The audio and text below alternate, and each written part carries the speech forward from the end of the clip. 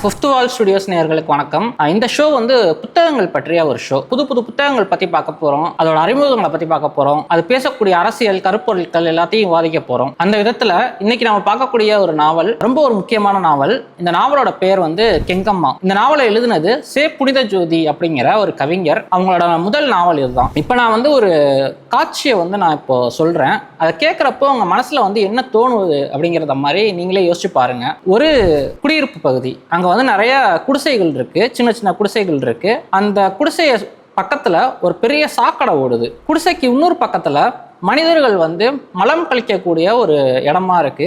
அங்க வந்து நிறைய பன்றிகள் வந்து மேய்ஞ்சி அந்த மலத்தை, மனிதர்கள் கழித்த அந்த மலத்தை வந்து மேய்ஞ்சிக்கிட்டு அந்த சாக்கடையில உருண்டு புரண்டுகிட்டு இருக்கு. இதை நம்ம கேட்கிறப்பே நமக்கு என்ன தோணும்? அது வந்து ஒரு அருவருப்பான இடமா, ஒரு அசிங்கமான இடமா, ஒரு ஆரோக்கியமற்ற ஒரு இடமா தோணும் இல்லையா? ஆனா இந்த நாவல்ல வர கெங்கம்மா அப்படிங்கிற ஒரு கதாபாத்திரம் என்ன சொல்லுதுன்னா, அந்த மலமும் சாக்கடையும் தான் எங்களுக்கு சாமி அப்படின்னு சொல்லுது. மலமும் சாக்கடையும் சாமியா அப்படின்ட்டு உங்களுக்கு ஒரு கேள்வி வரலாம். இதுக்கு பேசக்கூடிய அரசியல் என்ன அப்படின்னா, பொதுவாக ஒடுக்கப்பட்ட மக்கள் குடியிருக்கிற நிலங்கள் வந்து அரசாங்கத்தாலையும் ரியல் எஸ்டேட் ஏஜென்ட்டாலையும் பிற நிறுவனங்களாலையும் பிடுங்கப்பட்டு அந்த மக்கள் அந்த நிலத்தை விட்டு அப்புறப்படுத்தப்பட்டு அந்த இடங்கள்ல வளர்ச்சி திட்டங்கள் அப்படிங்கிற பேர்ல வேற குடியிருப்புகள், ஷாப்பிங் மால்கள், இந்த மாதிரியான விஷயங்களை வந்து கொண்டு வராங்க. இது வந்து உலகம் ஃபுல்லா நடந்துகிட்டு இருக்கக்கூடிய ஒரு முக்கியமான அரசியல். இப்ப இந்த மாதிரியான ஒரு அரசியலுக்கு மத்தியில எங்களோட நிலம் எங்க கையை விட்டு போகாம இருக்கிறதுக்கு முக்கியமான காரணம் இங்க ஓடுற சாக்கடையும் மலமும் தான். இந்த அசிங்கம் அப்படிங்கிற நினைக்கிறதுனாலதான் இந்த இடத்த வந்து அவங்க ஆக்கிரமிக்காம இருக்காங்க. அதனால இதுதான் எங்களுக்கு சாமி அப்படின்னு சொல்லக்கூடிய ஒரு கதாபாத்திரம். இதுதான் இந்த நாவல் பேசக்கூடிய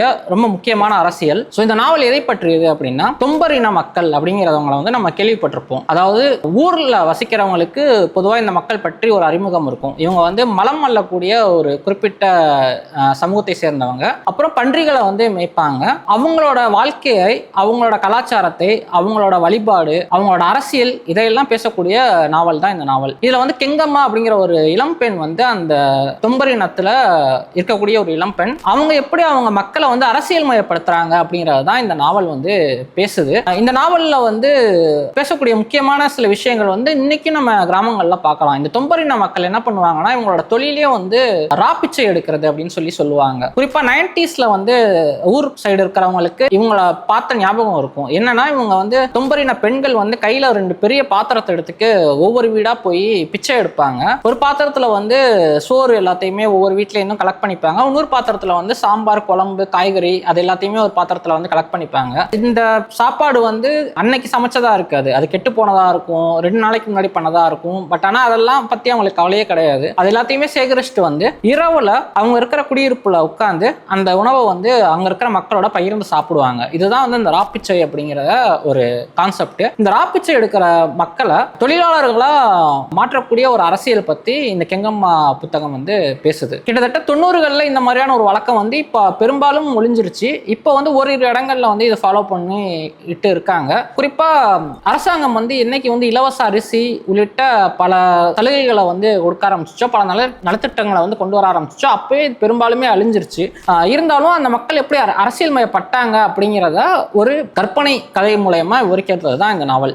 இந்த நாவல்ல இருந்து நான் ஒரு 2-3 சம்பவங்கள் மட்டும் சொல்றேன். ஏன்னா இது வந்து என்ன மாதிரியான அரசியலை பேசுது அப்படிங்கிறத ரொம்ப தெளிவா உணர்த்தக்கூடிய சம்பவங்கள் அது. முதல் சம்பவம் வந்து இந்த கெங்கம்மாங்கிற இளம்பெண் வந்து அங்க இருக்கிற மக்களை ராப்பிச்சை எடுக்காம அந்த இடத்துல இருந்து அவங்களை வெளியேற்றி வேலைக்கு போக வைக்கணும் அப்படிங்கிற ஒரு எண்ணத்தை வந்து விளக்கிறா. ஸோ அதனால என்ன பண்றா, ஒவ்வொரு இடமா வேலை கேட்டு போறா. அப்போ வந்து ஒரு டீ கடையில போய் வேலை கேட்கறா. அந்த டீ கடையை வச்சிருக்கிறது யாருன்னா, ஒரு கம்யூனிஸ்ட் இயக்கத்துல இருக்கக்கூடிய அன்பரசு அப்படிங்கிற ஒரு தோழர். அவர்கிட்ட போய் இந்த மாதிரி எனக்கு ஒரு வேலை கொடுங்க அப்படின்னு சொல்லி கேட்கறா. அப்போ வந்து அவர் கேட்கிறாரு, உனக்கு என்னமா வேலை தெரியும் அப்படின்னு கேட்டோன்னா, நான் வந்து உங்க டீ கடை பாய்லரை வேணா கழுவி தரேன் அப்படிங்கிற மாதிரி சொல்றா. உடனே அந்த தோழர் ஒண்ணு வந்து சொல்லுவாரு, நீ கழுவுன அந்த பாய்லர்ல யாருமா டீ குடிப்பாங்க அப்படின்னு சொல்லி கேட்பாரு. உடனே இந்த கெங்கம்மா வந்து ஒண்ணுமே சொல்ல மாட்டா, ஜஸ்ட் சிரிச்சுட்டு அங்கேருந்து நகர்ந்துருவா. அதை வந்து அவருக்கு பார்த்தோன்னே முகத்துல வந்து செருப்பால் அடிச்ச மாதிரி தோணும். ஏன்னா அவர் வந்து ஒரு கம்யூனிஸ்ட் இயக்கத்தை சேர்ந்த ஒரு தோழர். அங்க கம்யூனிஸ்ட் இயக்கம்ங்கிறது வந்து ஒரு சமத்துவம் பேசக்கூடிய, பொது உடைமை பேசக்கூடிய ஒரு இயக்கம். அப்படி கொள்கையை ஃபாலோ பண்றவங்களே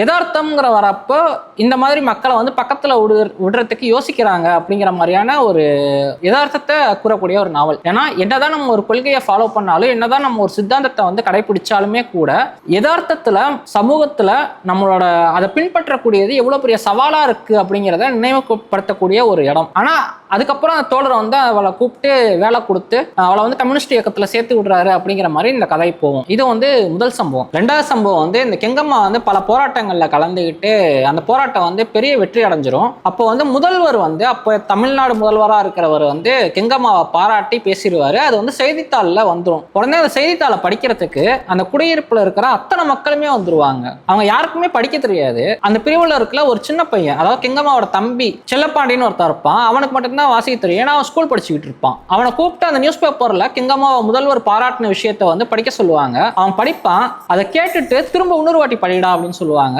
அவன் இன்னொரு வாட்டி படிப்பான், திரும்ப இன்னொரு வாட்டி படிடா அப்படின்னு சொல்லுவாங்க. ஏன்னா அவங்களுக்கு அந்த பாராட்டுங்கிற ஒரு விஷயத்த வந்து அவங்க வாழ்நாள்ல வந்து கேட்டிருக்கவே மாட்டாங்க. இப்ப அவங்க போய் ஒரு இடத்துல உதவி செஞ்சா கூட நன்றி அப்படிங்கிற வார்த்தையை வந்து அவங்கள்ட்ட கேட்டிருக்கவே மாட்டாங்க. யார்ட்டையுமே நன்றிங்கிற வார்த்தையை யாருமே சொல்லியிருக்க மாட்டாங்க. இப்ப யாராச்சும் ஹெல்ப் பண்ணா கூட சரி போ அப்படிதான் ட்ரீட் பண்ணுவாங்க.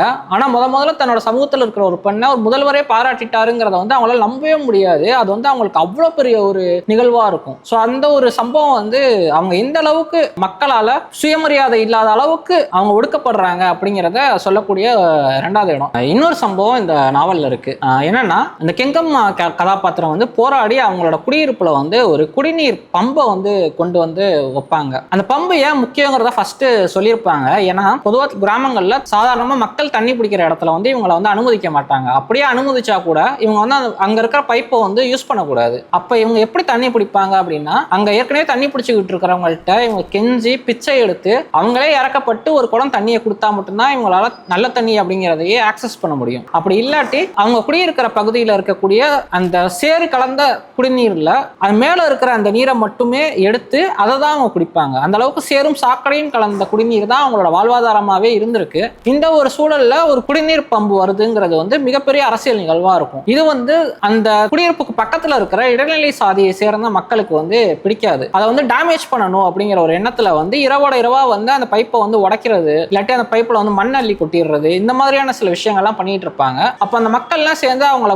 கண்டிப்பா யார் வந்து இந்த மாதிரி டேமேஜ் பண்றா அவங்கள பிடிக்கணும் அப்படின்னு சொல்லிட்டு அதை ட்ரை பண்ணுவாங்க. அப்போ ஒரு நாள் இரவு வந்து எல்லாருமே முடிச்சிருப்பாங்க. எனக்கு கெங்கம்மா கதாபாத்திரமும் முடிச்சிருக்கும். அப்போ ஒரு உருவம் வந்து அந்த பைப்பை உடைச்சு போடுறதுக்காக அங்கேருந்து வரும். வந்து அந்த ஸ்க்ரூவெல்லாம் கழட்டிட்டு இருக்கும். அப்போ வந்து கெங்கம்மா கதாபாத்திரம் அந்த உருவத்தை பிடிச்சிட்டு பார்த்தா அது ஒரு பெண்மணி. அந்த பெண்மணியை பார்த்தோன்னே உங்களுக்கு பயங்கரமா ஷாக் ஆயிரும். இவங்க போய் பிச்சை எடுக்கிறப்ப அவங்களுக்கு உணவு கொடுத்த ஒரு பெண்மணி. அவங்க அப்ப அவங்கள்ட்ட கேட்பாங்க, அவங்களோட சண்டை கூட போட மாட்டாங்க. உங்களுக்கு நாங்க என்ன பாவம் பண்ணோம், ஒரு குடிநீர் வேணும் அப்படிங்கிறதுக்காக நாங்க போராடி ஒரு பைப் எடுத்துக்கு வச்சிருக்கோம், அதை உங்களுக்கு ஏன் சேதப்படுத்துறதுக்கு தோணுது அப்படின்னு அந்த அம்மா வந்து தான் செஞ்ச தப்புங்கிற அந்த இதை உணரவே மாட்டாங்க. ஒரு சாரி, ஒரு மன்னிக்கணும் அப்படிங்கிற ஒரு வார்த்தையை கூட சொல்லாம அப்ப கூட அவங்கள வந்து திட்டிட்டு தான் போவாங்க. இந்த கதாபாத்திரம் வந்து சொல்லும், இந்த அளவுக்கு தப்பு எங்க மேல இல்லாட்டினா கூட நியாயம் எங்க பக்கத்துல இருந்தா கூட எங்களை தான் வந்து அசிங்கமா பேசுறது தான் இந்த சமூகம் அப்படிதான் வந்து உருவாக்கப்பட்டிருக்கு. அந்த அளவுக்கு நாங்க தாழ்த்தப்பட்ட மக்களே ரொம்ப கடைநிலையில இருக்கக்கூடிய ஒரு மக்களா இருக்காங்க அப்படிங்கிறத வந்து இந்த சம்பவம் வந்து உணர்த்தும். ஸோ இந்த மாதிரியான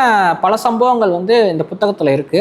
இன்னும் ஒரே ஒரு சம்பவம் மட்டும் சொல்லணும்னா, முக்கியமான நாவல்ல ஒரு வரி ஒன்று வரும். எடுத்தோன்னா ஆரம்பத்துல நாவல் ஆரம்பிக்கிறதே எப்படி இருக்கும் அப்படின்னா, இந்த மக்கள்ல இருக்கிற ஒரு தாத்தாவும் அவரோட பேரனும் மட்டும் சென்னைக்கு வந்துருவாங்க.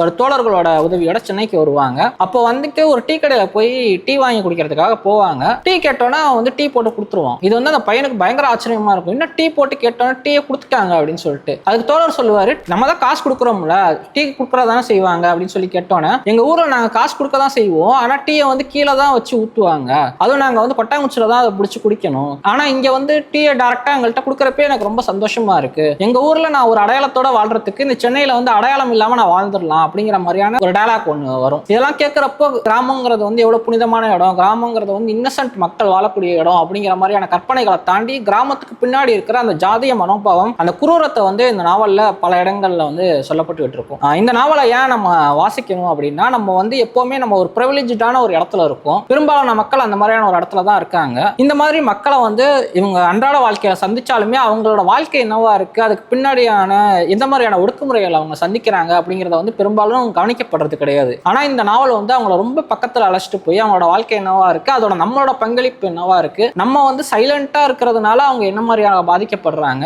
அதை மட்டும் தாண்டி இல்லாம ஒடுக்கப்பட்ட மக்களை பேசுற நாவல்னாலேயே ரொம்ப சோகமான நாவல் அப்படிங்கிற மாதிரியான ஒரு தோற்றம் இருக்கும். அப்படி இல்லாம இது உண்மையிலேயே ஒரு நம்பிக்கையை விதைக்கக்கூடிய நாவல். ஏன்னா ஒரு தனி மனிதனும் போராடினா அந்த விடுதலையை வந்து எப்படி கொண்டு வந்து தரலாம், தன்னோட இன மக்களுக்கு கொண்டு வர தரலாம் அப்படிங்கிறத வந்து வந்து பதிவு செய்யக்கூடிய ஒரு நாவல். மேலும் போராட்டங்கிறது வந்து வெறும் தனி மனித போராட்டம் மட்டும் கிடையாது, குறிப்பிட்ட அமைப்புகளோட இணைந்து போராடுறப்பதான் அது வந்து நமக்கு விடியலை தரும் அப்படிங்கிறதையும் சொல்லக்கூடிய ஒரு ஸ்ட்ராங்கான பொலிட்டிக்கல் ஸ்டேட்மெண்ட் இருக்கக்கூடிய நாவல். ஸோ இந்த நாவலை வந்து எல்லாருமே படிக்கணுங்கிறத நான் விரும்புகிறேன். இந்த நாவல் வந்து ஹெர்ஸ்டோரிஸ் நடத்திய போட்டியில் முதல் பரிசு பெற்ற சிறந்த நாவல் அப்படிங்கிற பரிசு பெற்ற ஒரு நாவல். இந்த புத்தகத்தை வெளியிட்டிருக்கிறதும் ஹெர்ஸ்டோரிஸ் பதிப்பகம். மீண்டும் இதே மாதிரி ஒரு புத்தகத்தோட நம்ம அடுத்த வாரம் சந்திக்கலாம்.